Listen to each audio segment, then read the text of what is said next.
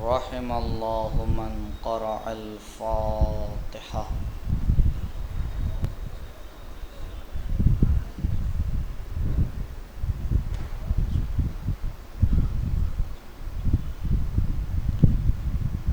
أعوذ بالله من الشيطان الرجيم. بسم الله الرحمن الرحيم. الحمد لله على ما أنعم وله الشكر على ما ألهم وله الثناء بما قدم من عموم نعم ابتداها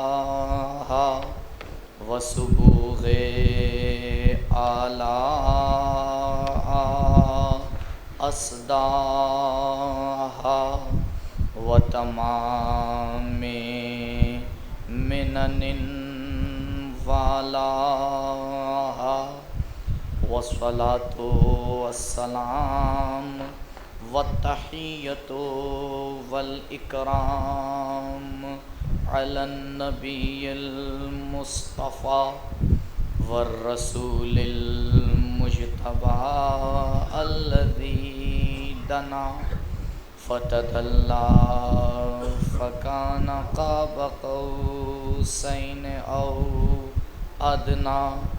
هو الذي سمي في السماء بأحمد وفي الأرضين بأبي القاسم المصطفى محمد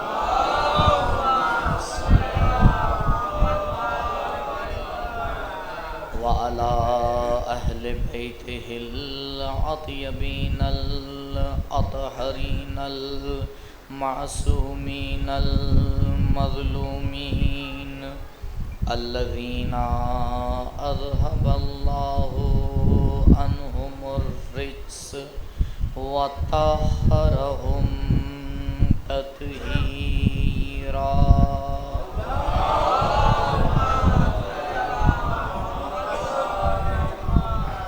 ولا سيما على الحجة الثاني عشر بقية الله المنتظر ولعنة الله على أعدائهم وقتلتهم ومنكري فضائلهم ومصائبهم أجمعين.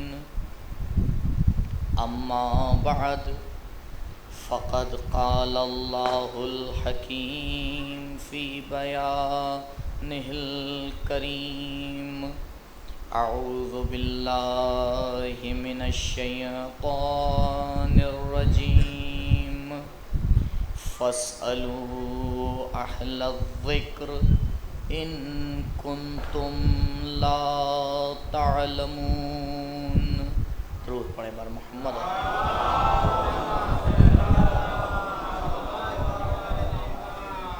ایک مرتبہ سورہ حمد اور 3 مرتبہ سورہ اخلاص کی تلاوت فرما کر مرحوم منظور احمد ابن ریاض احمد کی روح کو ایصال فرما دیں.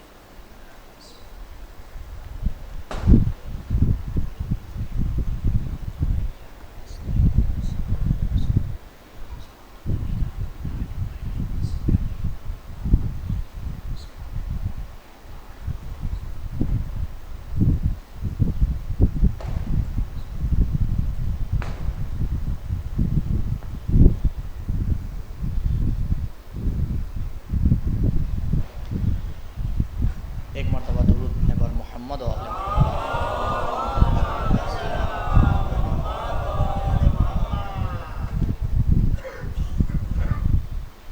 آج کافی تاخیر ہو گئی بیان میں. کل انشاءاللہ ٹھیک 8:30 بجے کوشش رہے گی کہ شروع کر دوں. کیونکہ اس کے بعد ایک تیسری بھی مجلس ہوتی ہے، اور بہرحال ہر ایک کا اپنا ایک حق ہے۔ اب اگر ہم پہلے ہی سے یہ سوچ لیں کہ ہمیں اتنی بجے ختم کرنا ہے تو پھر ہمارے پاس صرف 12 منٹ ہے، اور جس میں 4 منٹ میں تو میں نے خطبہ ہی پڑھا ہے۔ بہرحال یہ ضروری ہوتا ہے کہ آگے پیچھے کے وقت کا خیال رکھا جائے۔ ایک مرتبہ درود پڑھیں بر محمد و آل محمد۔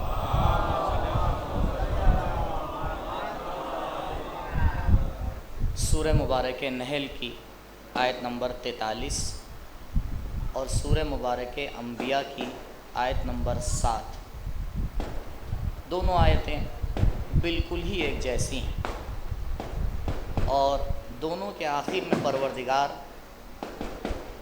ایک درخواست رکھ رہا ہے اپنے مخاطبین کے سامنے، اور بات بھی ایسی کہی جا رہی ہے کہ جو کوئی نئی نہیں ہے۔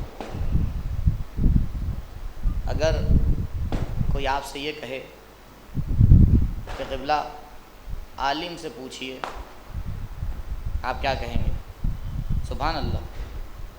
آپ کہیں گے بھئی یہ تو پتہ ہی ہے کہ عالم سے ہی پوچھنا چاہیے۔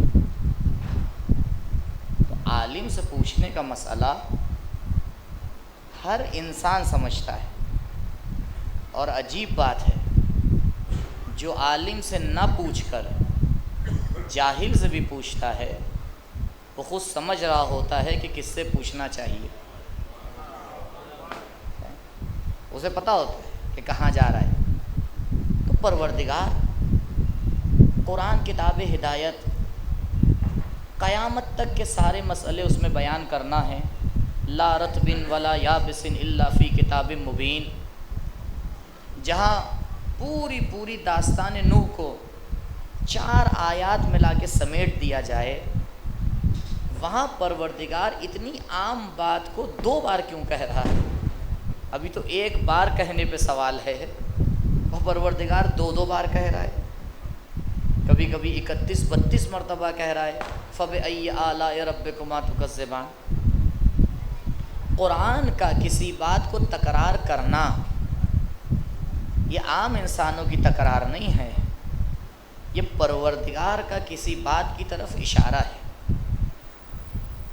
فَاسْأَلُوا أَهْلَ الذِّكْرِ إِن كُنتُمْ لَا تَعْلَمُونَ۔ اہل ذکر سے سوال کرو اگر تم صاحب علم نہیں ہو۔ کتنا ادب ہے قرآن کی زبان میں۔ قرآن نے نہیں کہا اگر تم جاہل ہو۔ قرآن کہہ سکتا تھا کہ بھئی صاحبان ذکر سے پوچھو، اہل ذکر سے پوچھو اگر تم جاہل ہو۔ کہا نہیں، لفظ جہل کو ہٹا کر لا تعلمون رکھ دیا۔ کہا دیکھو علم کی طرف تو ہر انسان آتا ہے، اب وہ بعد میں دیکھا جائے گا کہ علم سے پہلے لا لگا ہے یا نہیں لگا ہے۔ علم ایک ایسی چیز ہے کہ مولا فرماتے ہیں اس کے لیے کہ اگر کسی جاہل سے بھی کہہ دو تو آ کے انکار کر دیتا ہے۔ اگر اس سے بھی کوئی آ کے یہ کہہ دے کہ تم جاہل ہو تو وہ اقرار نہیں کرتا، انکار کر دیتا ہے۔ تو 2 مرتبہ پروردگار 2 جگہ اس آیت کو بیان کر رہا ہے۔ اب یہ 2 بار کیوں کہہ رہا ہے انشاءاللہ اسے بعد میں بیان کروں گا، لیکن پہلے اصل آیت کا کیا پیغام ہے اسے دیکھیں۔ فَاسْأَلُوا، عربی میں کہا جاتا ہے یہ صیغہ امر کا صیغہ ہے۔ امر کا صیغہ کا مطلب یعنی پروردگار کہہ رہا ہے یہ کرو، تاکید کے ساتھ کہا جا رہا ہے کہ یہ کرو۔ فَاسْأَلُوا، پوچھو۔ اس کا مطلب یہ ہوا کہ پوچھنا ہماری ذمہ داری ہے۔ ہم یہ نہیں آ کے کہہ سکتے کہ دل چاہے گا پوچھیں گے اور دل چاہے گا تو نہیں پوچھیں گے۔ پروردگار حالت اختیار نہیں دے رہا ہے، یہ نہیں کہہ رہا ہے کہ دل چاہے تو پوچھ لینا، دل چاہے تو نہ پوچھنا۔ نہیں، پوچھنا تمہارے اوپر ضروری اور واجب ہے۔ کب؟ ان کنتم لا تعلمون، اگر یہ سمجھ میں آ جائے کہ تمہیں نہیں پتہ ہے۔ اگر نہیں پتہ ہے تو پھر پوچھنا واجب ہو گیا۔ عزیزوں، اب اگر کوئی انسان نہ پوچھے اس کا مطلب یہ ہے کہ وہ صاحب علم ہے، اور اگر صاحب علم نہیں ہے تو قرآن بالکل کلیئر آ کے کہہ رہا ہے کہ آ کے پوچھو۔ اب دیکھیے یہ جو لا تعلمون ہے یہ 2 طرح کے لوگ ہوتے ہیں، جنہیں نہیں معلوم نہیں معلوم کی دو کیٹیگری بنتی ہے. ایک وہ نہیں معلوم ہے جسے معلوم ہے کہ نہیں معلوم، اور ایک وہ نہیں معلوم ہے کہ جسے یہ بھی نہیں معلوم کہ نہیں معلوم. یہ دونوں نامعلوم ہیں، یہ دونوں لا تعلمون ہیں. لیکن ایک لا تعلمون علم کے ساتھ ہے، دوسرا لا تعلمون جہالت کے ساتھ ہے. ایک کو نہیں معلوم لیکن کم از کم یہ تو معلوم ہے کہ نہیں معلوم. ایسے انسان کو قبلہ جاہل بعد میں کہا جاتا ہے، عالم پہلے کہا جاتا ہے. کہا کم سے کم اسے اتنا تو پتہ ہے کہ نہیں پتہ. اور جب اس سے کہو کہ تمہیں نہیں پتہ تو تمہیں کاٹنے نہیں دوڑے گا، وہ تمہارا احترام کرے گا کہ جو مجھے نہیں پتہ تھا وہ آپ کو پتہ ہے. تو غور کیا آپ نے، یہ ایک لا تعلمون ہے. اور دوسرا لا تعلمون بڑا عجیب ہے. کہا ان کنتم لا تعلمون، اگر تمہیں نہ معلوم ہو. کچھ ایسے لا تعلمون ہوتے ہیں کہ جنہیں اس لا تعلمون کے ساتھ ایک اور لا تعلمون ہوتا ہے، وہ یہ کہ اسے یہ بھی نہیں پتا کہ نہیں معلوم. اور ستم بالائے ستم یہ ہو جاتا ہے تو وہ یہ سمجھنے لگتا ہے کہ اسے معلوم ہے. دیکھ رہے ہیں آپ، یہ 3 مرحلے ہیں. پہلا مرحلہ نہیں پتا. میں مثال دے دوں تاکہ جوانوں کے لیے بات روشن ہو جائے. نہیں پتا معبود کون ہے، اور اسے یہ بھی نہیں پتا کہ اسے نہیں پتا کہ معبود کون ہے. اور سمجھ یہ رہا ہے کہ معبود کون ہے، تبھی تو یہ بتوں کو آگے سجدہ کر رہا ہے. بھئی کیوں بتوں کے آگے سجدہ کر رہا ہے؟ کیونکہ یہ سمجھ رہا ہے کہ اسے پتا ہے، جبکہ اسے یہ بھی نہیں پتا کہ اسے نہیں پتا ہے. تو یہ ایک تعداد ہوتی ہے کہ جسے کسی بھی طرح سے آپ صراط مستقیم پر نہیں لا سکتے. کیوں؟ کیونکہ صراط مستقیم پر اسے لایا جاتا ہے جو پہلے یہ سمجھ جائے کہ صراط سے ہٹا ہوا ہے، جو پہلے یہ طے کر کے بیٹھا ہو کہ صراط پر ہی چل رہا ہے. آپ اسے کہاں سے صراط پر لائیں گے؟ اس لیے علماء یہ طے کر لیتے ہیں کہ جب بھی مناظرہ کیجئے پہلے یہ طے کر لیجئے کہ سامنے والا پہلے سے مسئلے کو سمجھ کے بیٹھ رہا ہے یا سمجھنے کے لیے بیٹھ رہا ہے. اور کیجئے گا، مجھے جس منزل پہ آنا ہے دھیرے دھیرے آؤں گا. جب بھی کسی سے گفتگو کریے تو پہلے یہ طے کر لیجئے کہ یہ سمجھ کے آ کے بیٹھ گیا ہے بات کرنے کے لیے یا سمجھنے کے لیے آیا ہے بیٹھنے. بہت فرق ہوتا ہے. جو سمجھ کے آیا ہوتا ہے کبھی سمجھنے کے لیے تیار ہی نہیں ہوتا ہے. جو سمجھنے کے لیے آتا ہے وہ کان کھل کے سنتا ہے اور سمجھنے کے بعد دعائیں دے کے اٹھ جاتا ہے. نہ توہین کرتا ہے نہ احانت کرتا ہے. درود پڑھیں بر محمد و آل محمد.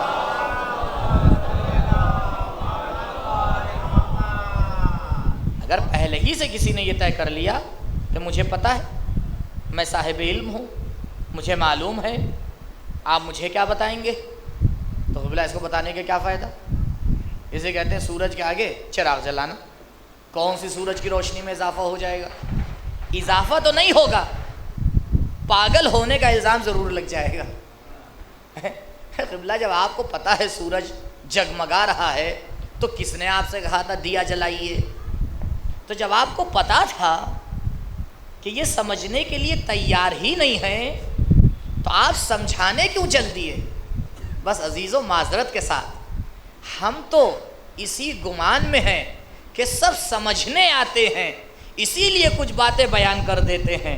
اگر یہ پہلے سے طے کر لیں کہ کوئی سمجھنے ہی نہیں آیا ہے تو ممبر پہ ہی آنا چھوڑ دیں. درود پڑھیں بر محمد و آل محمد. فاسألوا اہل الذکر. کہا دیکھو ہر ایک سے نہ پوچھنا، اہل ذکر سے پوچھنا. اب یہ اہل ذکر کون ہیں؟ آپ بخوبی جانتے ہیں، تفسیر کر دی گئی، روایات میں آگے بیان کر دیا گیا کہ صاحبان ذکر اہل ذکر کون ہیں. لیکن یقین مانیے پروردگار لفظ اہل ذکر کی جگہ نام رکھ سکتا تھا.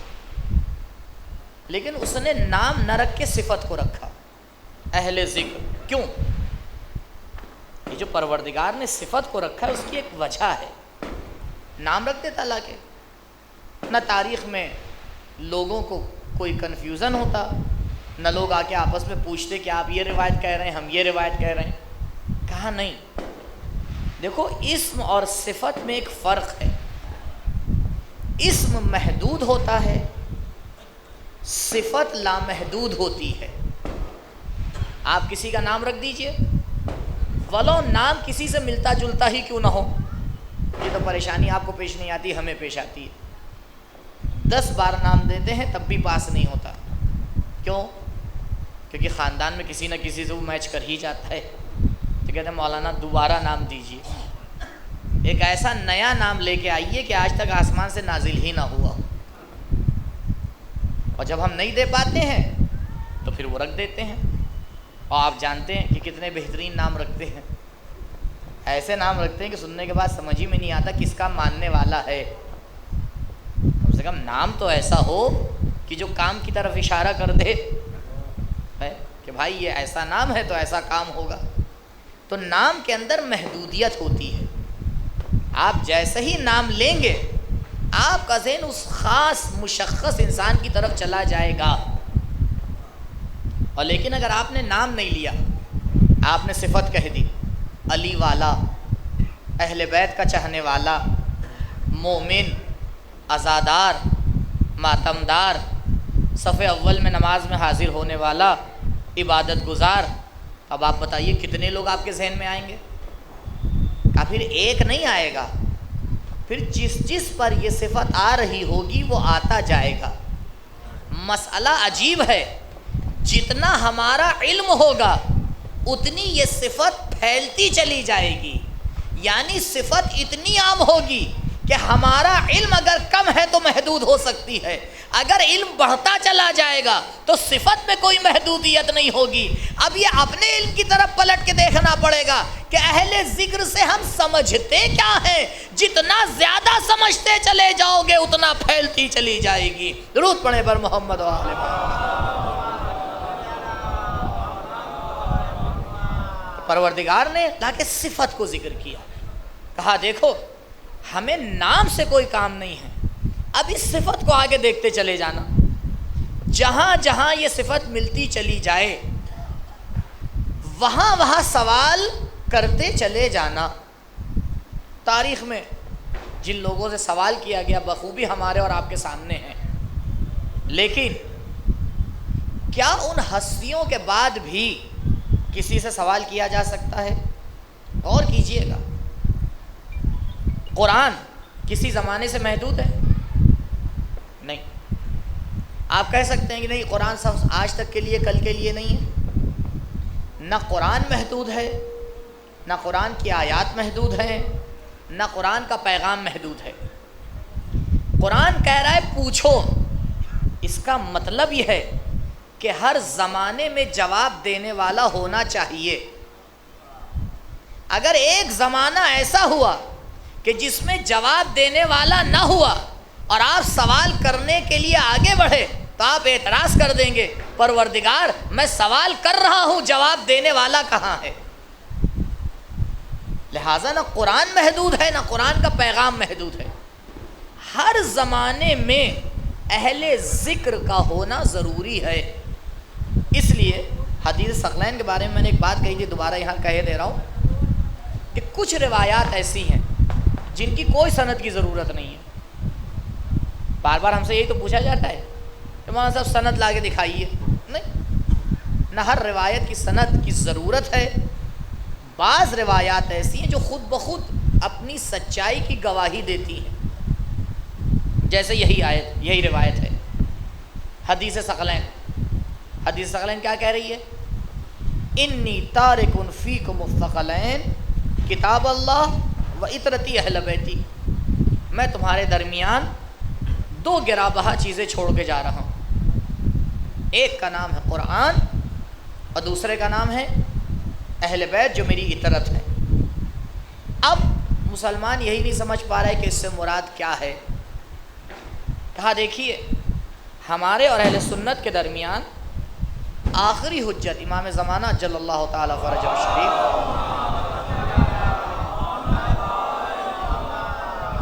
کو لے کے ایک اہم اختلاف ہے. بہت سی چیزوں میں اتفاق ہے لیکن ایک مسئلے میں اختلاف ہے. وہ کیا ہے؟ وہ یہ مسئلہ ہے کہ امام کی ولادت ہوئی ہے یا نہیں. امام ابھی اس دنیا میں آئے ہیں یا نہیں آئے ہیں. ہمارا ماننا الگ ہے، ان کا ماننا الگ ہے. اب یہیں پہ ایک سوال کیا جائے کہ امام اس دنیا میں ہے یا نہیں. حدیث ثقلین کیا کہہ رہی ہے؟ ہم دو چیزیں چھوڑ کے جا رہے ہیں اور یہ دو چیزیں ایک دوسرے سے جدا نہیں ہوں گی.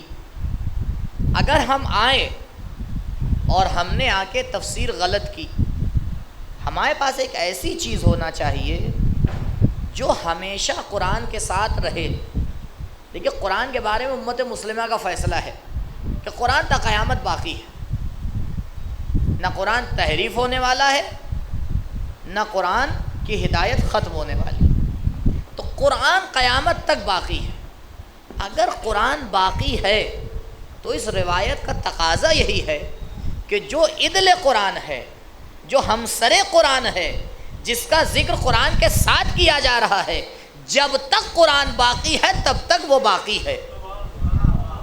یہ ممکن ہی نہیں ہے. یہ جو حضرت فرما رہے ہیں کہ یہ دونوں ایک دوسرے سے جدا نہیں ہوں گے، تو قبلہ جدا ہونا کسے کہتے ہیں؟ ایک رہے دوسرا نہ رہے. تو اتحاد تو تبھی برقرار ہوگا کہ دونوں باقی رہیں. ہم پہچاننے میں قصر کر سکتے ہیں لیکن پروردگار اتحاد میں کمی نہیں چھوڑ سکتا ہے. یہ ہماری ذمہ داری ہے کہ آ کے سمجھے کہ پروردگار نے قرآن کے ساتھ کس کو ہمارے لیے چھوڑا ہے. پہچاننا ہماری ذمہ داری ہے، بھیجنا اس کی ذمہ داری ہے. درود پڑھیں بر محمد و آل محمد.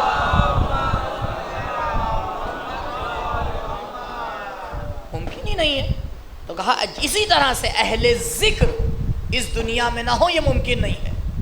کہا پروردگار اگر اہل ذکر پردے میں چلے گئے تب کیا ہوگا؟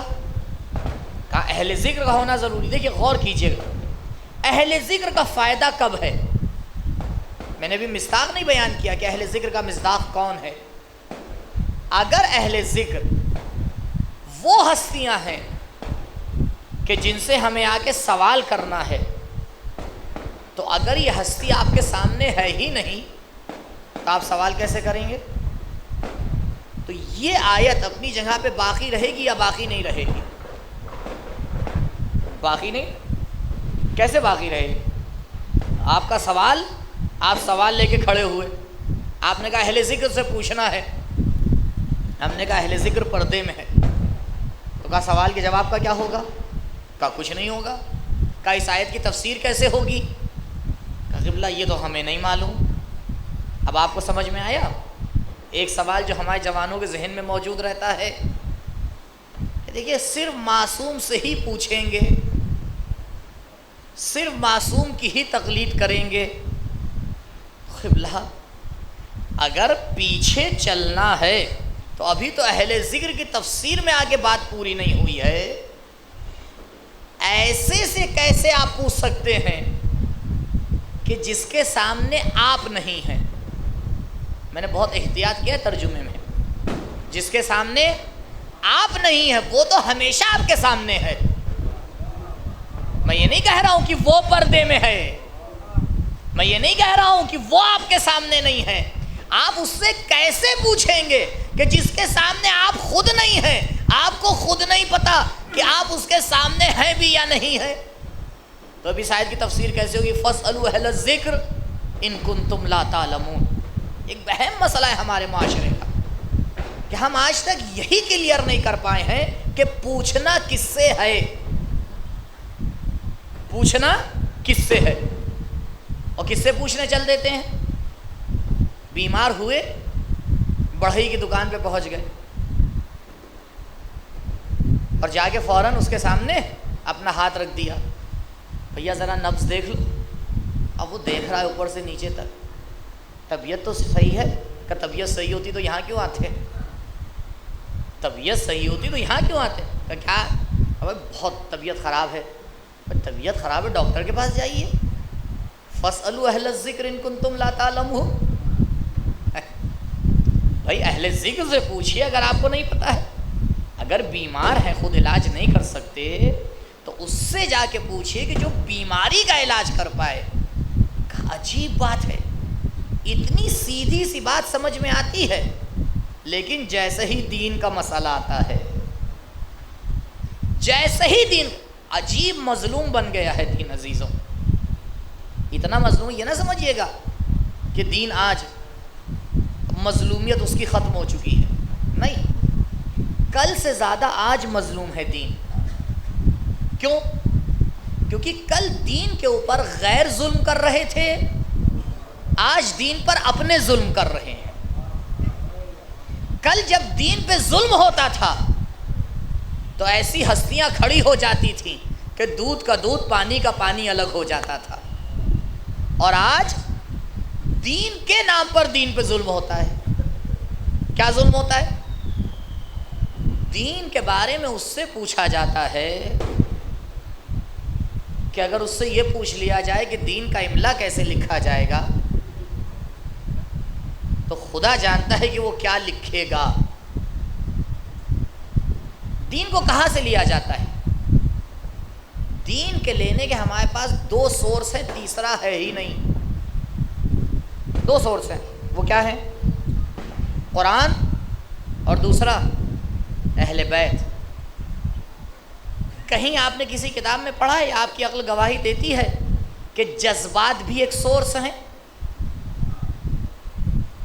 کہیں پڑھا ہے آپ نے کہ نہیں قبلہ؟ ایک سورس ہمارے جذبات ہیں, دل نہیں مانتا. عجیب ظلم ہے دین کے اوپر. قبلہ تجارت کا مسئلہ آتا ہے تو دل کو منوا لیتے ہو, ہر بینک میں پیسہ جمع نہیں کرتے ہو. دین کا مسئلہ ہوتا ہے تو ہر جگہ جمع کرنے چل دیتے ہو, چاہے منافع ملے چاہے نہ ملے, چاہے پیسہ بچے نہ بچے. تو یہ دین پر ظلم نہیں ہے تو اور کیا ہے؟ آج سب سے بڑا جو ظلم ہو رہا ہے وہ دین پہ ہو رہا ہے. کچھ بھی ہوا معاشرے میں دین کا نام دے دیا. دین کا نام نہ دیجئے, جو دل چاہے کیجئے, لیکن جس دن دین کے نام پر ہوگا اور اگر ہم آگے بولیں گے تو خدا کے واسطے برا نہ مانیے گا. کیوں؟ کیونکہ ہم نے کربلا سے سیکھا ہے, مثلی لا یبایو مثلا, مجھ جیسا اس جیسے کی بیعت کر ہی نہیں سکتا ہے. ایک دین کو بگاڑ رہا ہے, دوسرا دین کو سنوار رہا ہے. ایک طرف حسینیت ہے, دوسری طرف یزیدیت ہے. یہ ہمیں طے کرنا ہے کہ دین کو سنوارنا ہے یا دین کو بگاڑنا ہے. درود پڑھے بر محمد و آل محمد.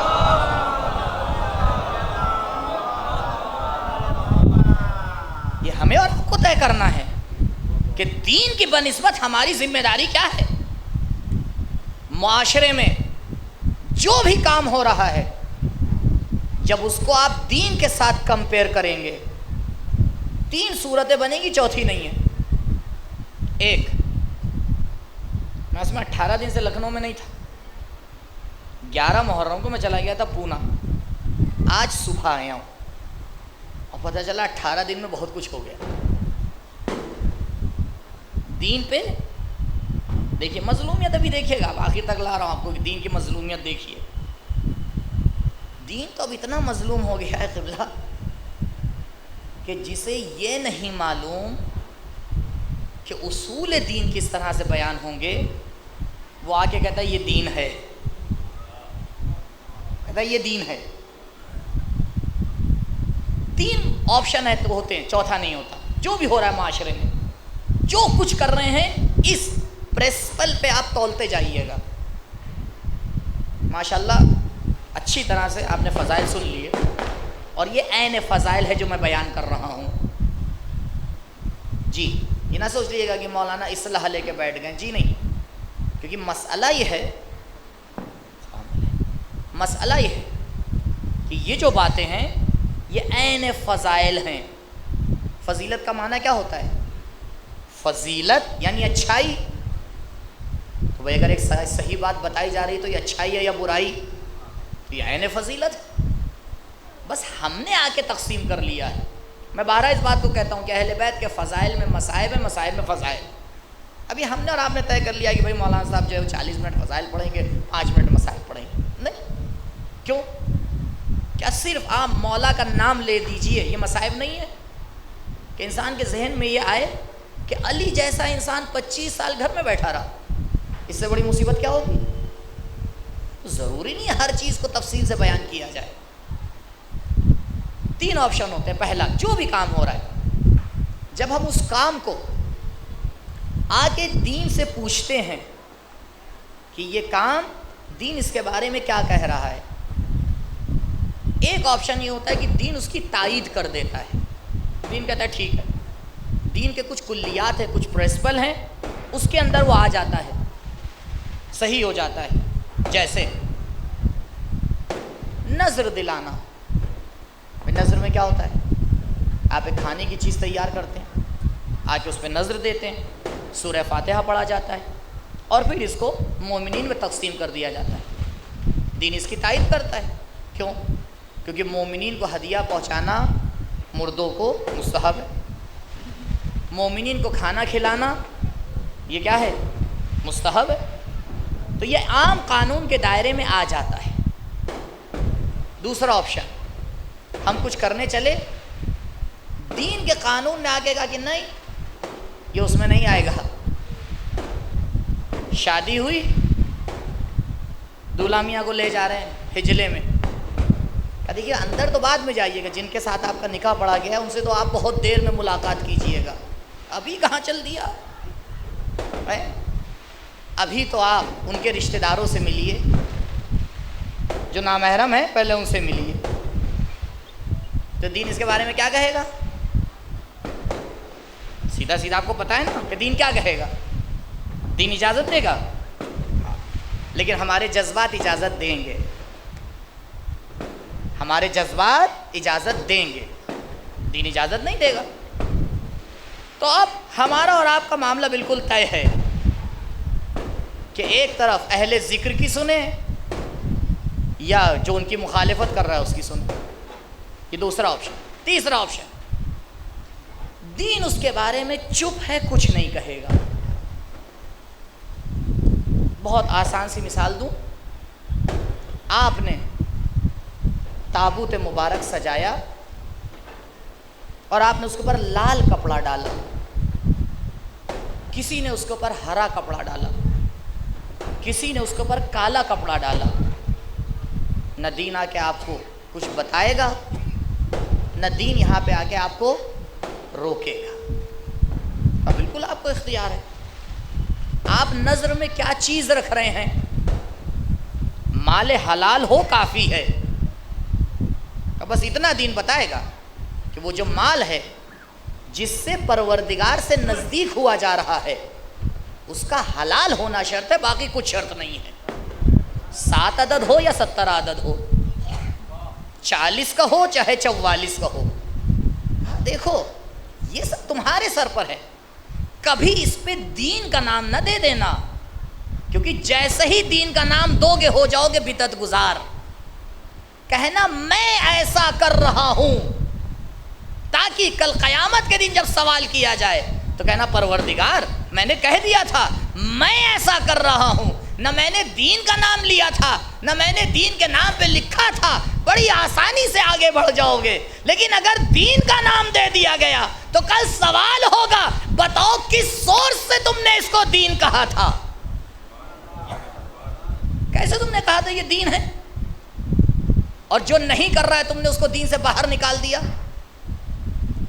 عزیزوں، ہم نے کاموں کی جگہ بدل لی ہے، کاموں کی جگہ بدل لی ہے، ایک ہے اللہ ایک ہے ہم، کاموں کی جگہ چینج کر لی ہے۔ کیا کر لیا ہے؟ ایک کام ہے جنت و جہنم کی تقسیم۔ پچھلے سال میں نے یہاں یہ پڑھا تھا قسیم الجنت والنار کا معنی کیا ہے، پچھلے سال یہ اب یہی تاریخ تھی یا اس کے بعد والی تاریخ تھی، جو بھی تھی، وہ کام ہم کرنے لگتے ہیں۔ ہمارا کام ہے عبادت، وہ کہتے ہیں اللہ میاں تو کر لے۔ جنت اور جہنم بانٹنا اس کا کام ہے، ہم بانٹا کرتے ہیں روز، یہ جنتی وہ جہنمی۔ کا قبلہ پہلے اپنا حساب کتاب طے کر لیجئے، بعد میں دوسروں کو جہنت اور جہنم میں لے جائیے گا. اس کی رحمت تو اتنی واسعہ ہے کہ اگر وہ اپنی رحمت سے آ کے حساب اور کتاب کرنے لگے تو پتہ نہیں مسئلہ کہاں چلا جائے. اور اگر کہیں وہ اپنی عدالت سے حساب اور کتاب کرنے لگا تو بھی مسئلہ بڑا باریک بن جائے گا. اب اس کی رحمت اس کی عدالت کے اوپر بھاری آ جائے یا اس کی عدالت اس کی رحمت سے آگے بڑھ جائے، یہ تو اسی کے اختیار میں ہے. وہ صاحب اختیار ہے جس کا جو کام ہے اس کے حوالے کر دو. پہلے اپنے بارے میں طے کرو کہ ہم جنتی ہیں یا کدھر جانے والے ہیں. ہمارا کام عبادت کرنا ہے، اس کا کام قبول کرنا ہے. درود پڑھیں پر محمد و آل محمد.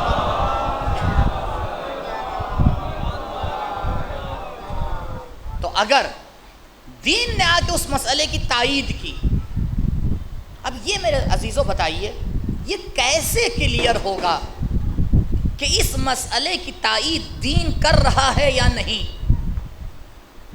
یہ کام کون کر پائے گا؟ وہ جس کی پوری زندگی MBA کرنے میں گزر گئی، وہ جو جوانی کے بعد آج تک اپنی جاب کے لیے ادھر ادھر بھاگ رہا ہے، وہ جو اپنے پریوار کو پالنے میں اس کو یہی نہیں پتا کہ نماز صبح کے لیے بھی اٹھا جاتا ہے، وہ جسے یہی نہیں معلوم ہے کہ دین کی باریکیاں کیا ہیں، دنیا کی باریکیاں کدھر ہیں. فَاسْأَلُوا أَهْلَ الذِّكْرِ، قرآن بار بار کہہ رہا ہے. یہ کون آ کے بتائے گا کہ کون سا کام دین کے مطابق ہے اور کون سا کام دین کے مطابق نہیں ہے؟ یہ کون بتائے گا؟ آج دنیا اتنی ترقی کر چکی ہے، کہا دیکھو آج ہم ایک بیماری ہوتی ہے تو ایک ڈاکٹر کے پاس نہیں جاتے. آنکھوں کے لیے الگ ڈاکٹر، کان کے لیے الگ ڈاکٹر، ناک کے لیے الگ ڈاکٹر. اتنی دنیا ترقی کر رہی ہے کہ انسانی جسم کے ہر اعضاء کا ڈاکٹر الگ ہوا جا رہا ہے. لیکن آج تک ہم یہ نہ سمجھ پائے کہ قبلہ دین اتنا تو ہے کہ دین کو بتانے والوں کو الگ کر دیجئے. ہم آج تک یہ کلیئر نہ کر پائے کہ دین کے بتانے والے الگ ہوتے ہیں. جو منبر پہ چلا جائے وہ دین کو بتانے والا نہیں ہوتا ہے. ایک معجزہ ہوتا ہے لکھنؤ میں اور دوسری جگہ پہ. یہ معجزہ میں نے دیکھا ہے، آپ نے نہیں دیکھا ہے؟ میں نے دیکھا ہے. ایک انسان یہاں بیٹھا ہوتا ہے، وہ ہوتا ہے غیر معصوم. ابھی میں نیچے بیٹھا تھا تو غیر معصوم ہی تو تھا، اور منبر پہ آتا ہے معصوم ہو جاتا ہے. کیوں؟ مولانا نے منبر سے پڑھا ہے. جانے قربان ہو جائیں اس منبر پہ کہ جو غیر معصوم کو لمحے میں معصوم بنا دیتا ہے. قبلہ نہ یہاں آنے سے کوئی معصوم ہوتا ہے، نہ یہاں آنے سے اس کی بات میں وزن پیدا ہوتا ہے. حق اور حقیقت اپنی دلیل کو اپنے ساتھ لے کے آتی ہے.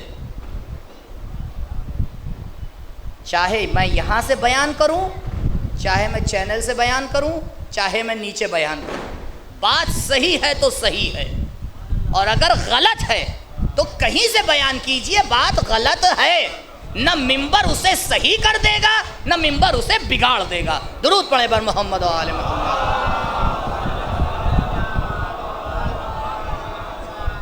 یہ منبر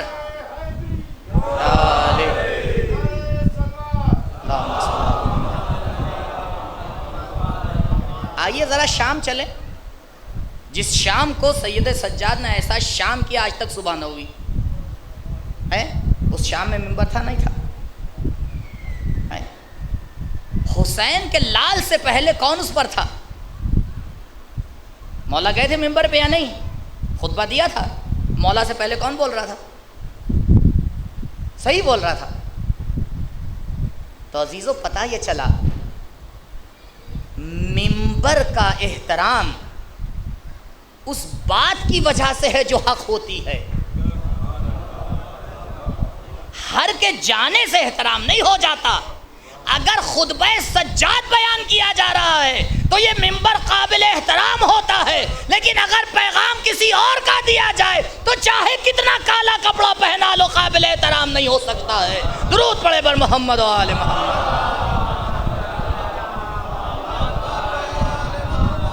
فَاسْأَلُوا أَهْلَ الذِّكْرِ، اور عزیزوں ہاتھ جوڑ کے ایک بات سن لیجئے، مجھے نہیں معلوم، اگر آپ کو معلوم ہے تو بتائیے گا، ایک مولانا اور مولوی اور ذاکر جتنے بھی حق گو ہیں پروردگار ان کی حفاظت کرے اور انہیں طول عمر دے۔ ایک زمانہ تھا کہ اس لفظ کے آگے لفظ حق گو لگانے کی ضرورت نہیں تھی، حق ہی تھا، لیکن آج مسئلے کو ایسا مٹمیل کر دیا ہے کہ اب لفظ حق گو لگانا پڑتا ہے کیونکہ ہر گو آ جاتا ہے، ایک مسئلہ بنا دیا گیا۔ کیوں؟ آج تک آپ بتائیے، ابھی میں یہاں بیٹھا ہوں، ایک اور کوئی آ جاتا اور وہ خود سے اٹھ کے ممبر پہ آ جاتا، میں نوحہ خاں اور مرثیہ خاں سے معذرت، ہاں وہاں عین ممکن ہے کہ بغیر بلائے وہ آ جائیں، ممبر پہ کوئی بغیر بلائے نہیں آتا۔ اگر آپ پاس ہے مثال تو مجھے دیجئے کہ نہیں قبلہ ہم وہاں مجلس سننے گئے تو ایک مولانا صاحب بغیر بلائے آ گئے ممبر پہ۔ ہاں بلاتے ہیں تو نہیں آتے، نہیں بلائیں گے تو دور کی بات ہے، کبھی ٹرین لیٹ ہو جاتی ہے تو کبھی کچھ ہو جاتا ہے، بلانے کے بعد یہ مسئلہ ہے، تو نہ بلانے پہ نہیں آتا۔ اچھا آئیے ذرا طے کریں بلاتا کون ہے؟ بھئی کوئی خود سے نہیں آ رہا ہے، بلانے ہی سے تو آ رہا ہے، تو بلاتا کون ہے؟ میں بلاتا ہوں یا آپ بلاتے ہیں؟ قرآن ہمیں دعوت دے رہا ہے، فَاسْأَلُوا أَهْلَ الذِّكْرِ إِن كُنتُمْ لَا تَعْلَمُونَ، ایسے کو سننے کے لیے اوپر بھیجنا جو کچھ تو اہل ذکر سے ملتا جلتا ہو، ہر ایک کو نہ بھیج دینا، کیونکہ اگر ملاپ نہیں ہوگا تو باتیں اہل ذکر کی نہیں ہوں گی، خواہشات نفس کی ہوں گی۔ درود پڑھیں بر محمد و آل محمد۔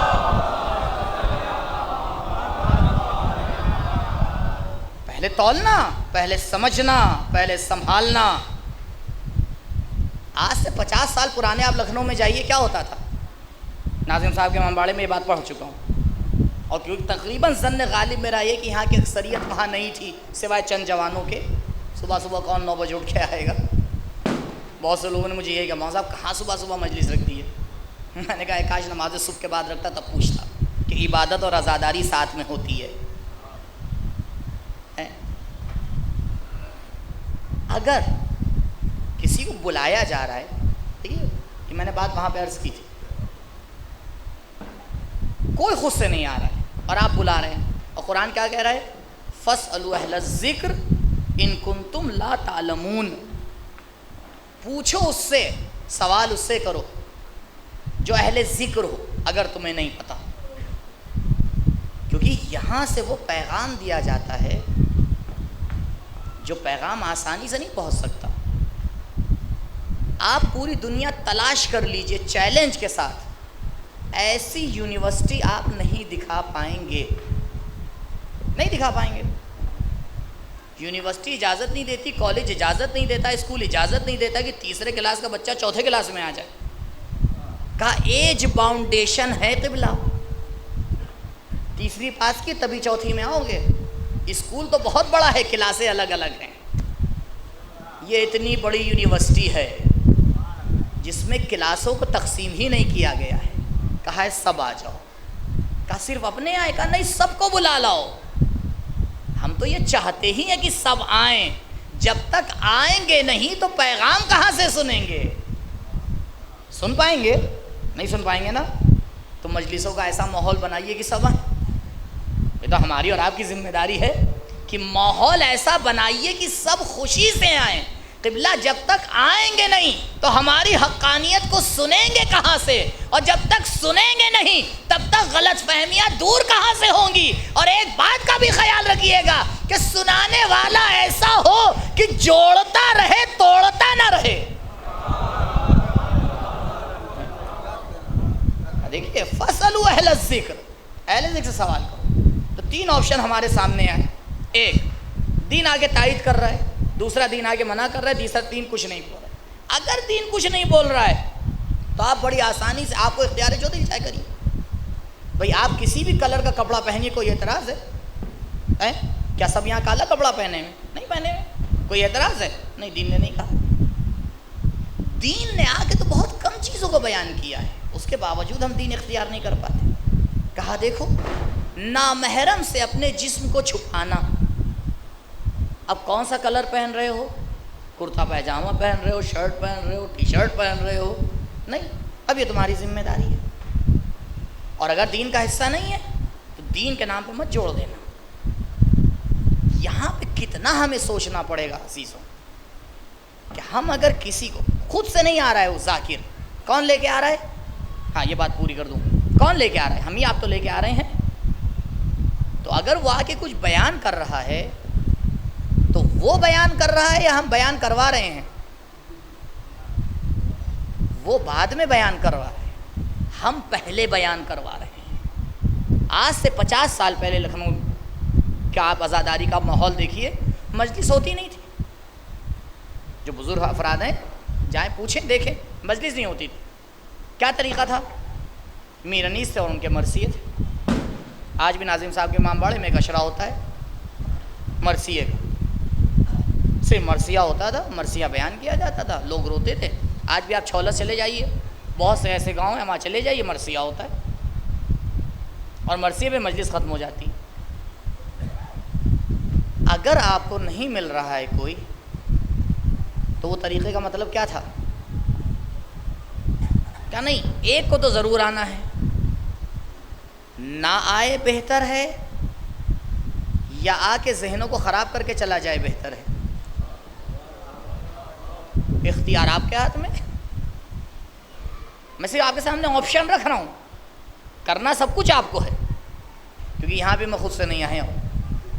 ہاں بڑا مسئلہ ہو گیا تھا ڈیٹ کا، آگے پیچھے کسی طرح سے سیٹ کیجئے، آئیے مولانا صاحب۔ ہم نے کہ دیکھیے آپ کیوں زبردستی کر رہے ہیں؟ ہمیں عادت ہے کڑوی بولنے کی، کیوں؟ کیونکہ مولا نے کیا کہا؟ الحق مرون، حق کڑوا ہوتا ہے، آسانی سے نہیں اترتا۔ اب وہ زمانہ نہیں ہے میرے عزیزوں، میرے بزرگوں، میرے بھائیوں، اب وہ زمانہ نہیں ہے کہ ہم یہ سوچیں کہ ہم اپنی چار دیواری میں محدود ہیں، نہیں ہے۔ آپ کا مسکرانا، آپ کا رونا سب باہر جا رہا ہے، آپ کی ہر بات ہر کوئی دیکھ رہا ہے۔ قرآن کیا کہہ رہا ہے؟ اہل بیت کیا کہہ رہے ہیں؟ ہمارے لیے باعث زینت بنو، باعث ذلت نہ بننا۔ عزیزوں اگر امکان نہ ہوتا تو مولا فرماتے ہی نہ، امکان تھا اس لیے فرمایا ہے، کہا دیکھو اس بات کا خیال رکھنا، میں بدنام ہو جاؤں مجھے خطرہ ہی نہیں، میں ذات علی عباس کو جو دل چاہے کہہ لیجیے، لیکن اگر دین پر بات آئے گی تو پھر یہ کالا لباس نہیں ہوگا، سفید کفن نظر آئے گا۔ انسان کو کہنے نا اس کی ذات تک محدود رہتا ہے، لیکن جب بات دین کے اوپر آ جاتی ہے تو پورا معاشرہ زد کے اندر آ جاتا ہے، پورا معاشرہ زد میں آ جاتا ہے۔ اسی لیے میرے مولا نے فرمایا اریدُ ان آمر بالمعروف وانہا عن المنکر۔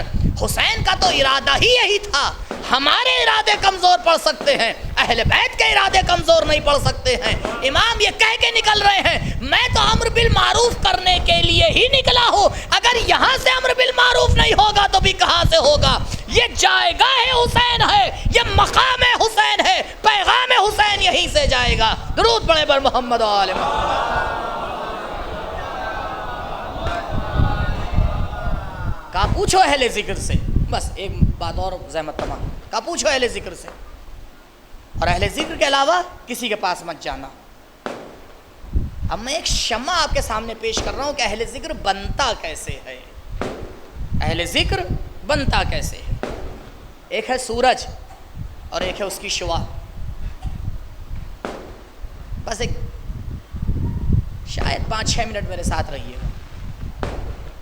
آپ جب دھوپ پڑتی ہے سورج کی، آپ کیا کہتے ہیں؟ سورج نکلا۔ آپ نے سورج دیکھا، اتنا بڑا دعویٰ کر دیا۔ دیکھا آپ نے سورج؟ نہیں دیکھا نا؟ کیا دیکھا؟ سورج کی روشنی دیکھی، اور آپ نے کیا کہا؟ سورج نکلا۔ قبلہ آپ نے سورج دیکھے بغیر گواہی کیسے دے دی؟ گواہی جب تک آدمی دیکھے نہ نہیں دے سکتا۔ اسی لیے عدالت میں پوچھا جاتا ہے اپنی آنکھوں سے دیکھا یا آواز سنی تھی بس؟ یعنی اپنی آنکھوں سے دیکھا. تو جب اپنی آنکھوں سے سورج کو دیکھا نہیں تو پھر گواہی کیوں دے رہے ہو کہ سورج نکلا؟ کہاں دھوپ پڑ رہی ہے دیوار پر، بات صحیح. اور اگر کہو کہ سورج نکلا تو دیکھا نہیں، ارے قبلہ یہ جو روشنی آ رہی ہے اس میں اور سورج میں اتنا ساتھ ہے کہ ہو ہی نہیں سکتا روشنی ہو سورج نہ ہو. لہذا ہم کہہ دیتے ہیں سورج نکلا، کیونکہ یہ روشنی کہیں اور نظر ہی نہیں آتی ہے.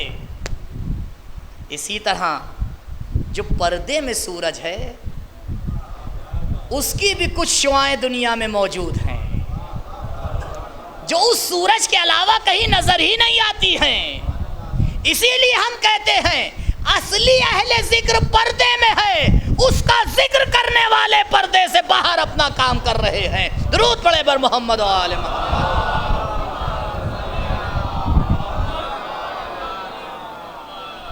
وہ بھی صاحبان ذکر ہیں. یہ نہ کہہ دیا تھا مولانا اہل بیت سے جوڑ کے چلے گا، جی نہیں، وہ بھی صاحبان ذکر ہیں، لیکن سورج سورج ہے، کرن کرن ہے.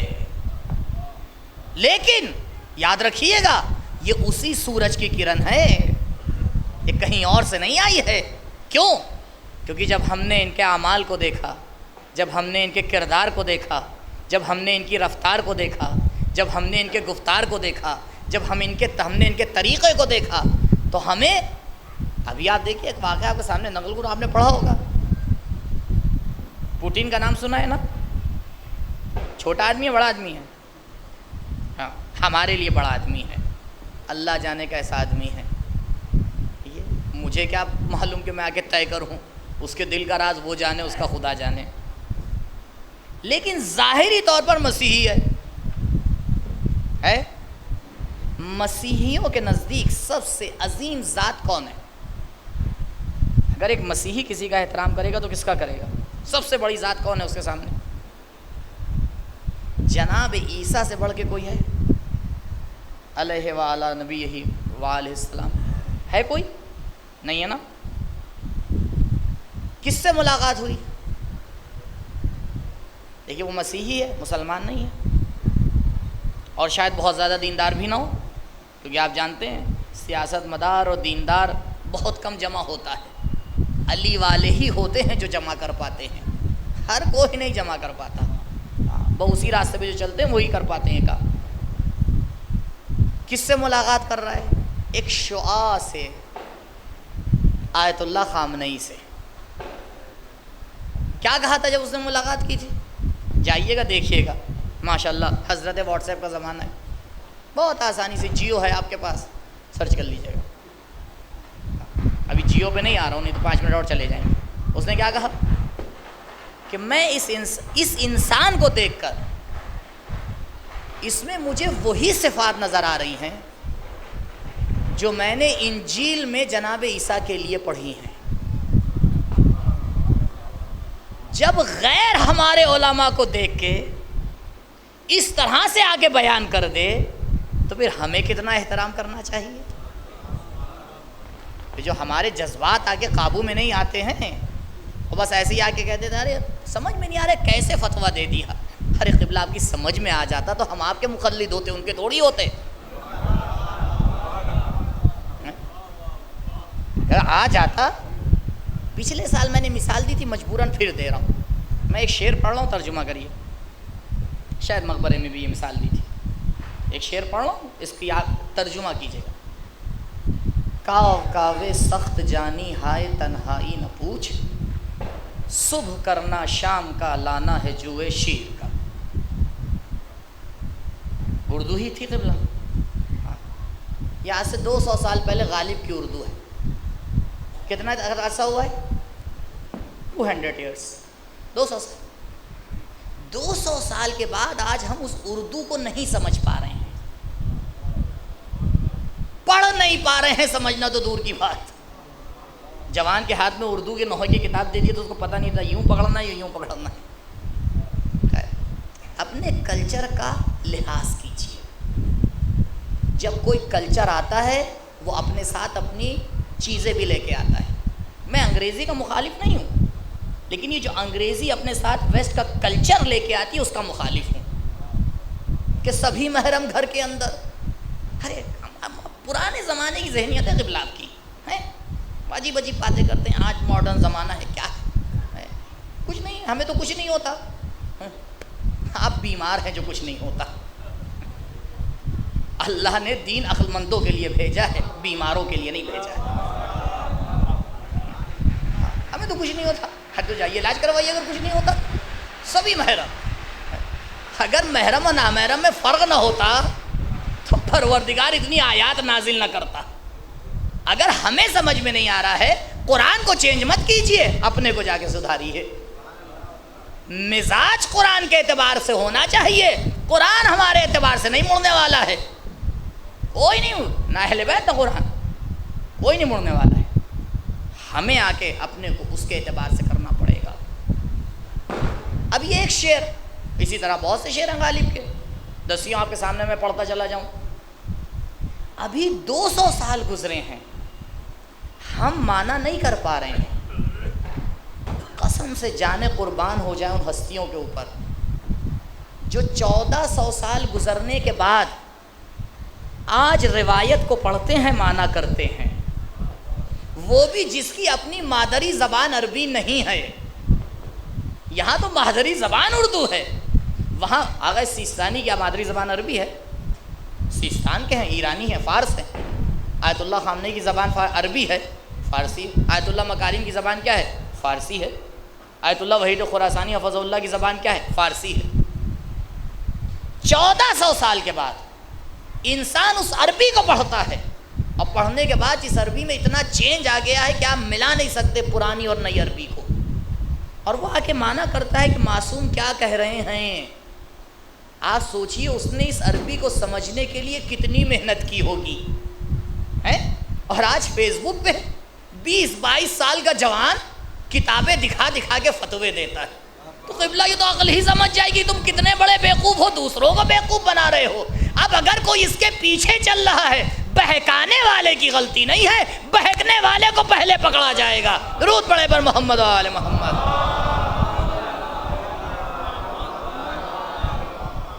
فین بنے ہوئے ہیں، فین نہ بنیے، کولر بن جائیے. لائک ہو رہے ہیں، ایک جم غفیر. یہ ہو کیا رہا ہے؟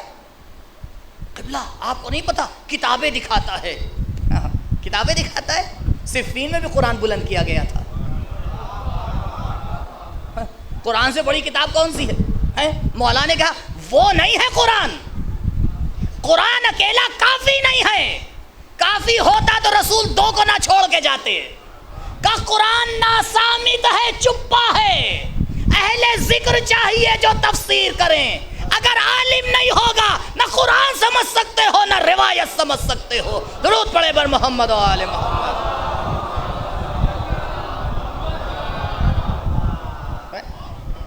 روایات شیئر ہوتی ہیں. قبلہ کس نے آپ کو اجازت دی شیئر کرنے کی؟ آپ سمجھیں اس کی گہرائی یا نہیں ہے؟ اچھی لگی. قبلہ ہر اچھی چیز صحیح نہیں ہوتی، ہر میٹھی چیز دوا نہیں ہوتی، ہر بہتا ہوا شیتل پانی نہیں ہوتا. اور جب بہکانے کا معاملہ آتا ہے تو اسی میں زہر ملایا جاتا ہے. آدھی حدیث لے لی. پچھلے سال تو ایک حدیث گھوم رہی تھی، اب بیان کر دوں. پچھلے سال میں نے بیان نہیں کیا تھا. کیوں؟ کیونکہ مجھے لگ رہا تھا ابھی ہمارے جوان ابھی اتنا سینہ وسیع نہیں ہوا ہے. الم نشرح لک صدرک، اے نبی آپ کے سینے کو گشادہ کیا. جب نبی کے سینے کو گشادہ کرنے کی ضرورت ہے تو ہمارے اور آپ کی تو بہت ضرورت ہے. اس لیے آپ دیکھیں نا، میں بہت دھیرے دھیرے بیان کرتا ہوں. پہلے دھیرے دھیرے کوشش کرتا ہوں سینہ گشادہ ہو جائے، اب بیان کرو ہیں. اب ہاں الحمدللہ 50 منٹ میں ہو گیا، 45 منٹ میں. اب سنیے روایت کیا چھٹے امام سے کیا روایت ہے.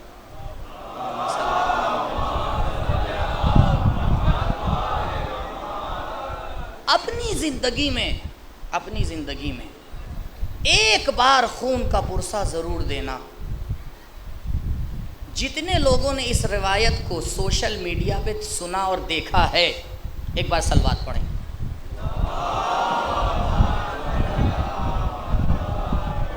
تو الحمدللہ میں اکیلا نہیں، تو یہ نہ کہیے گا مولانا نے اپنی طرف سے کہہ دیا، میں نے تائید لے لیا، ریکارڈ بھی ہو گیا، سب نے پڑھی۔ اب بتائیے ان میں سے کتنے تھے جس نے پوچھا اس کی سند کہاں ہے؟ کتنوں نے پوچھا؟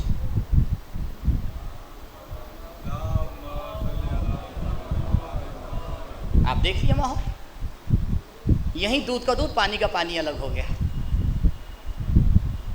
قبلہ وہ روایت بھیجنے والا ذمہ دار نہیں ہے، کیوں؟ کیونکہ وہ کہہ دے گا اللہ میاں عقل تو دی تھی نا انہیں، کیوں نہیں سمجھے؟ یہ تو 2 2 4 والی بات تھی کہ معصوم ایسی بات کہہ نہیں سکتا ہے۔ قبلہ معصوم کا کلام ہے، حریر غیرے کا نہیں ہوتا ہے۔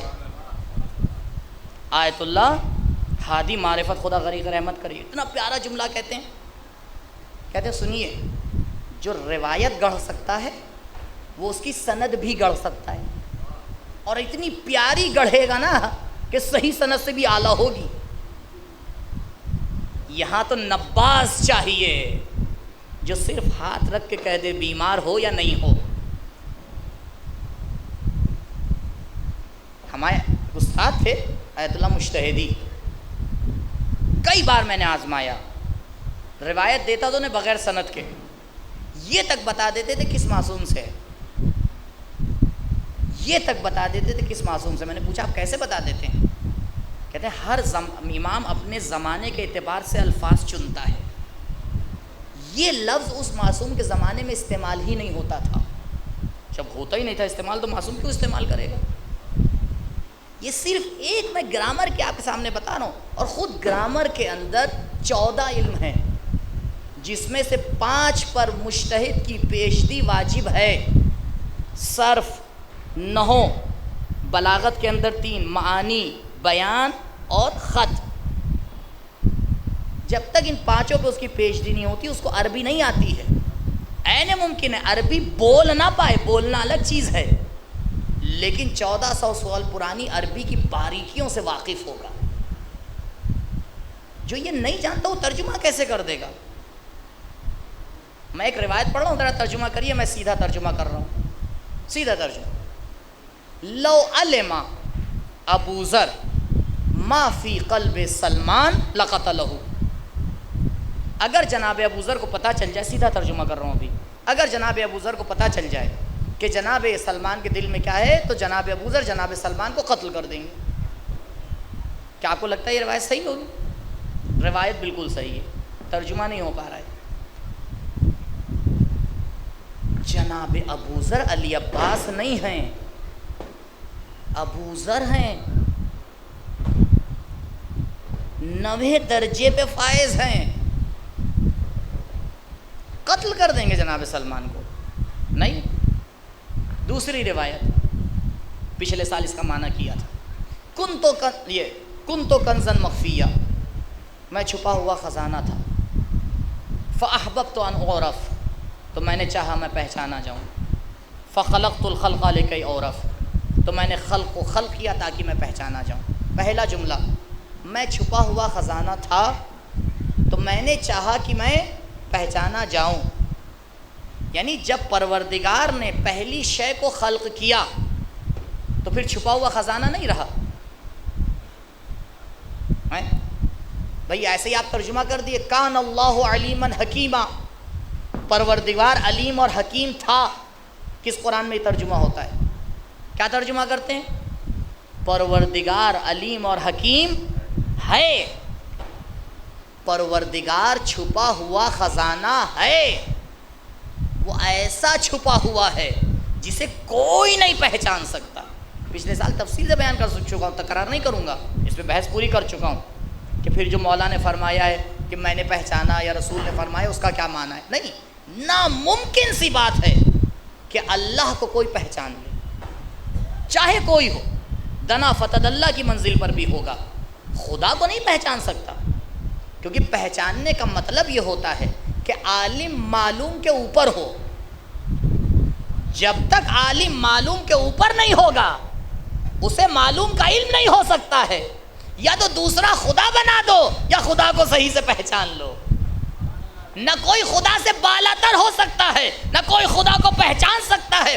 جو بھی ہوگا خدا کے بعد ہی ہوگا. جو بھی بعد میں ہوگا بار بار یہی جملہ کہے گا، پروردگارا ما عرفنا کا حق معرفتک. جو تجھے پہچاننے کا حق تھا وہ کبھی پورا نہیں ہوا، کبھی پورا نہیں ہوا.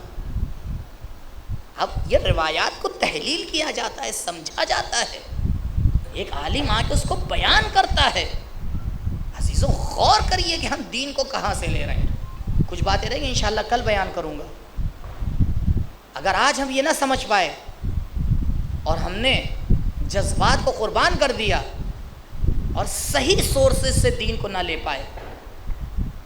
بس آخری بات کہہ دوں معذرت کے ساتھ، وقت میرا ہو چکا ہے. بس آخری بات، معاشرے میں ہمیں انجینئر نہیں چاہیے، نہیں چاہیے. معاشرے میں میں شیعہ معاشرے کی بات کر رہا ہوں، ہمیں معاشرے میں ڈاکٹر نہیں چاہیے. ہمیں معاشرے میں لیکچرر نہیں چاہیے. جتنی بھی اچھی اچھی پوسٹیں ہیں کچھ سب کی آپ لسٹ بنا لیے، میں نہیں چاہیے. آپ کہیں مولانا صاحب آپ بتانے آئے ہیں یا بگاڑنے آئے ہیں؟ کچھ تو پڑھ لیں، اتنا ہی پڑھ لینے دیجیے. نہیں، غور کیجیے گا ہمیں کیا چاہیے، معاشرے کی ضرورت کیا ہے. ہمیں معاشرے میں پہلے ایک چیز چاہیے، اگر وہ ایک چیز پوری ہو گئی تو سب کچھ صحیح. امام نے دعائے عرفہ میں جا کے دیکھیے گا لاسٹ میں ایک جملہ کہا ہے. دعائے عرفہ میں مولا فرماتے ہیں کہ پروردگار اب جو تجھ سے مانگنے جا رہا ہوں، اگر تو نے یہ دے دیا اور کچھ نہ دیا تو سب کچھ دے دیا، اور اگر تو نے یہ نہ دیا اور سب کچھ دے دیا تو تو نے کچھ نہ دیا. بس اسی سے ملتی جلتی ایک بات کہنا چاہ رہا ہوں کہ اگر ہمارے معاشرے میں یہ چیز آ گئی اور کچھ نہ آیا سب کچھ آ گیا، اور اگر یہ چیز نہ آئی اور سب کچھ آ گیا تو کچھ نہ آیا. وہ کیا ہے؟ ہمیں معاشرے میں دیندار چاہیے. دیندار چاہیے، بعد میں سیاست مدار چاہیے. دیندار چاہیے، بعد میں ڈاکٹر چاہیے. دیندار چاہیے، بعد میں انجینئر چاہیے. دیندار چاہیے، بعد میں لیکچرر چاہیے. اگر پہلے دیندار ہوگا اپنا بھی خیال رکھے گا، دین کی بھی حفاظت کر کے لے جائے گا. لیکن اگر پہلے دیندار نہ ہوگا خود کو بھی بیچ دے گا، دین کو بھی بیچ دے گا. درود پڑھے بر محمد و آل محمد.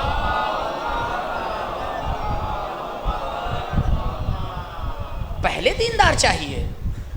لہٰذا ہماری پہلی ضرورت ہے کہ ہم اس بات کو سمجھیں، اور اگر ہم خدا کو حاضر اور ناظر جانتے ہیں تو پھر ہمیں سمجھنا پڑے گا.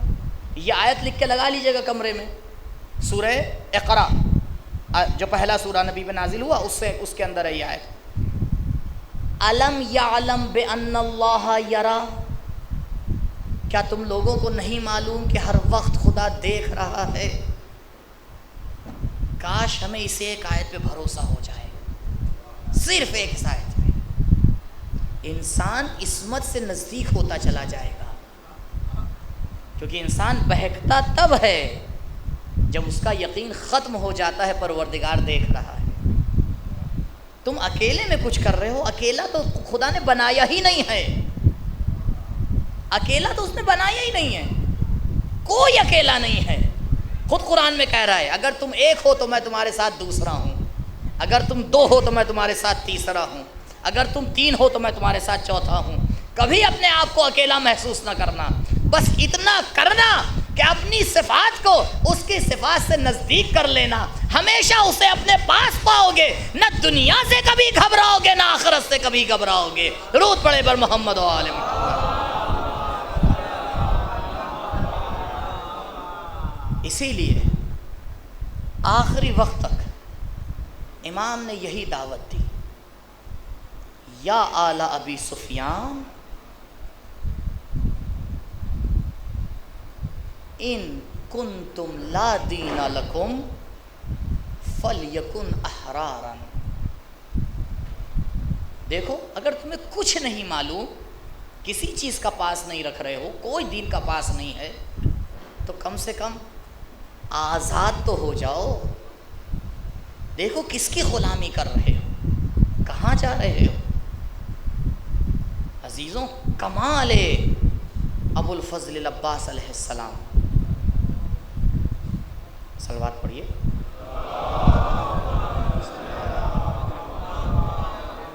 کمال کیا ہے؟ فضیلت یہ ہے کہ آقا جب گھوڑے پہ سوار ہوتے تھے، نہیں کولر بند کر دیجئے میرے خیال سے. صلوات پڑھیے پر محمد وعلیہ.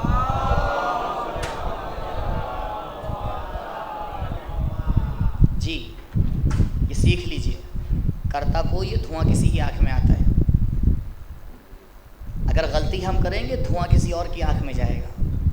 اور بہت معذرت کے ساتھ، پتہ ہے دھواں کس کی آنکھ میں جاتا ہے؟ دھواں مکتب اہل بیت کی آنکھوں میں جاتا ہے. غلطی ہم کرتے ہیں، لکھا ان کے نام پہ جاتا ہے کہ ان کے ماننے والے ایسے ہیں. غور کریے، کمال ہے. سرکار وفا کیا ہے کہ بہت لہیم شہیم تھے؟ یہ تو کوئی بھی انسان ہو سکتا ہے. کہ جنگ صفین وہ مارکا سر کیا؟ نہیں. معجزہ عباس کچھ اور ہے. کل انشاءاللہ اشارہ کروں گا، آج چاہ رہا تھا لیکن بہرحال فعلاً مناسب نہیں تھا. معجزہ جناب عباس کیا ہے؟ معجزہ جناب عباس یہ ہے، طاقت ہو کے بھی صبر کر لینا. یہ ہر کوئی نہیں کر سکتا ہے.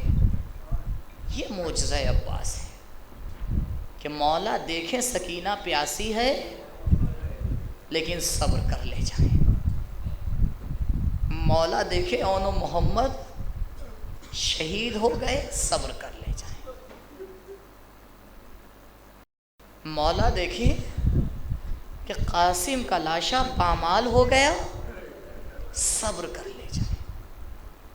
ایسا ہی نہیں تھا کہ جو حسین نے ایک نعرہ بلند کیا تھا، الآن انکسر سحری. عباس تمہارے مرنے سے حسین کی کمر ٹوٹ گئی. پتہ ہے حسین نے کیوں کہا؟ شاید میرے مولا نے اس لیے کہا کہ حسین کے ستون کا نام عباس تھا. حسین کتنا بھروسہ کیے ہوئے تھے عباس پہ کہ جب مولا آئے رخصت کے لیے تو مولا نے کہا بھیا عباس میں تمہیں کیسے اجازت دے دوں، تم تو میرے لشکر کے علم بردار ہو. وقت آخر مولا نے کیا کہا تھا؟ کہا تھا آقا میرا لاشا خیمے میں نہ لے جائیے گا. کیوں؟ کہا میں نے سکینہ سے وعدہ کیا تھا، بے شک وعدہ کیا تھا، لیکن جناب عباس لوح محفوظ کا مطالعہ کرتے تھے. عباس کو پتا تھا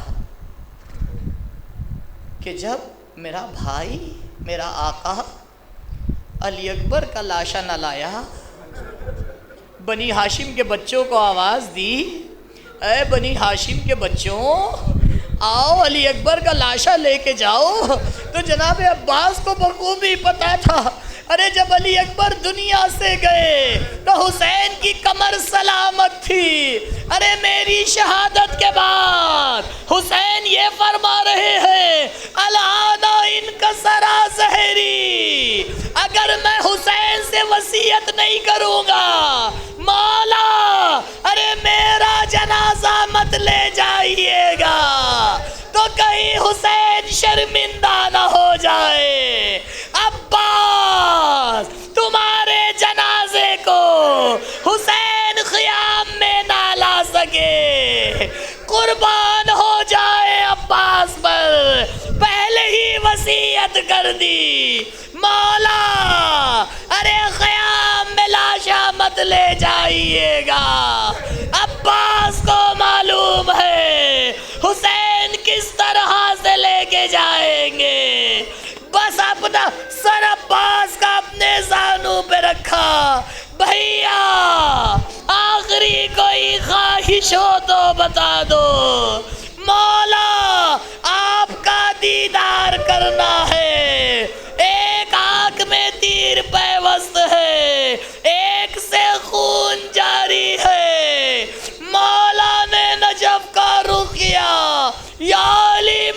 دل کشا، آئیے حسین کا صبر دیکھیے، بس ادھر تیر کا نکلنا تھا، ادھر روح قفس عنصری سے پرواز کر گئی، حسین نے آواز دی، عباس اب حسین کی جنگ کو کون دیکھے گا؟ الا لعنت اللہ علی القوم الظالمین، سیعلم الذین ظلموا ای منقلب ینقلبون، انا للہ و انا الیہ راجعون، رضا بقضائہ و تسلیما لامرہ، لا معبود سواک یا غیاث المستغیثین، بسم اللہ الرحمن الرحیم، اللہم کل ولیک الحجت ابن الحسن، صلواتک علیہ وعلی آبائہ فی ہذہ الساعہ وفی کل ساعہ، ولییا وحافظا وقائدا وناصرا ودلیلا وعینا حتی تسکنہ ارضک طوعا وتمتعہ فیہا طویلا، اللہم ادخل علی اہل القبور السرور، اللہم اغن کل فقیر، اللہم اشبع کل جائع، اللہم اکس کل عریان، اللہم اغز دین کل مدین، اللہم فرج عن کل مکروب، اللہم رد کل غریب، اللہم فک کل اسیر، اللہم اصلح کل فاسد من امور المسلمین، اللہم اشف کل مریض، اللہم سد فقرنا بغناک، اللہم غیر سوء حالنا بحسن حالک، اللہم اغز عنا الدین واغننا من الفقر انک علی کل شیء قدیر، اللہم عجل لولیک الفرج واجعلنا من اعوانہ وانصارہ وشیعتہ ومحبیہ بفضلک وکرمک ورحمتک یا ارحم الراحمین، اللہم صلی علی محمد۔